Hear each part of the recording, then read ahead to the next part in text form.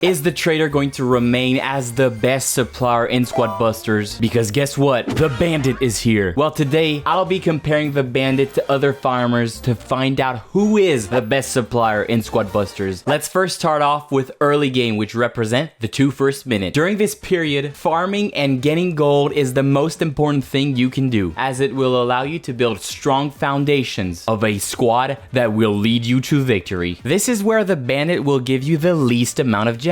In early game, her farming options will be limited, and this is probably not going to be the best time to pick the Bandit. Farmers like Greg, Mavis, or the Goblin will be a way better option, as they are going to quickly collect coins and gems by chopping down trees or picking carrots. If you pick the Bandit straight away, you might be in the gem lead for a very short period of time, as the Bandit will instantly provide you with a mountain of gems. But this decision might cost you, as the foundation of your squad will be weak and vulnerable. Let's also mention the fact that the Bandit is a rare troop, which means the odds of getting her in your chest in the first 2 minutes are very low. But if she ever shows up in your chest selection screen, avoid picking her. In early game, Bandit is probably the worst supplier to pick. Maybe slightly better than the trader, which doesn't give you any head start. Moving into the mid game. This is the time period between the 2nd and the 3rd minute. During this period, everybody is starting to have a strong squad. Just farming becomes less and less optimal to grow your squad,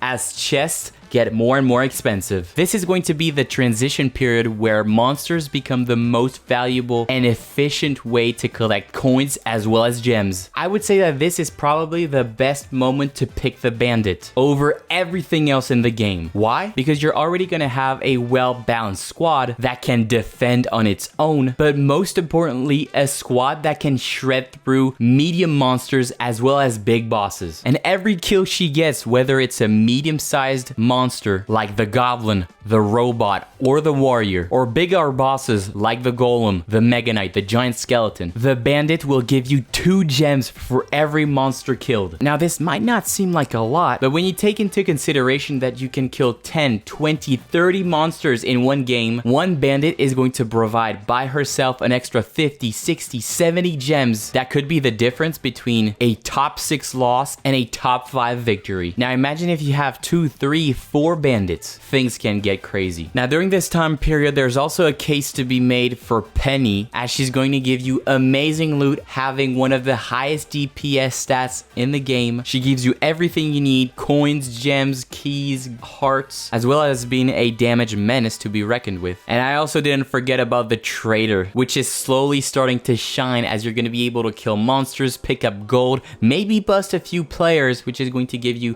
that burst of gems, that burst of coins that could quickly ramp up your gem count. But the thing is, in that period from 2 to 3 minutes, you're going to be having rare troops mostly. It is going to be very unlikely for you to get common troops in that period, so bonus points for the Bandit in that time period. Let's now finally get into the last minute of a Squad Busters game. The most chaotic yet exciting part of Squad Busters, where everyone has menacing squads that could easily take each other out. During this period, you'll be shredding through monsters and maybe other players' squad, and this is where suppliers basically don't play a key role anymore in the game. During this time period, you'll mostly get epic troops, where you're trying to develop your tankiness, your damage output, your speed. These are going to be the most important aspects of your squad in the late game, while classic suppliers like Greg and Mavis get absolutely no value. Passive suppliers, meaning suppliers that give you even more value even if you're not directly farming, so suppliers like the trader or the Bandit are going to give you a lot of value. These suppliers thrive on killing monsters and players' squad, and this is probably the best time to have the Bandit or the trader. This is also the best time to take out your opponent's squad, as you have a big enough punch to break through an opponent's squad. This means collecting a bunch of coins and a bunch of gems, and in that scenario, the Bandit becomes less and less valuable, and the trader really comes out on top. His value keeps on increasing purely based on your ability to pick up coins, no matter where they come from, monsters or players. Now, while this period might give an edge edge to the trader, we mustn't disregard the fact that this is going to be the period where there's going to be the most amount of monsters, meaning the bandit is going to be able to stack up a lot of gems. Now that we've compared her against every other farmer, we can now accurately give her a ranking in the supplier realm of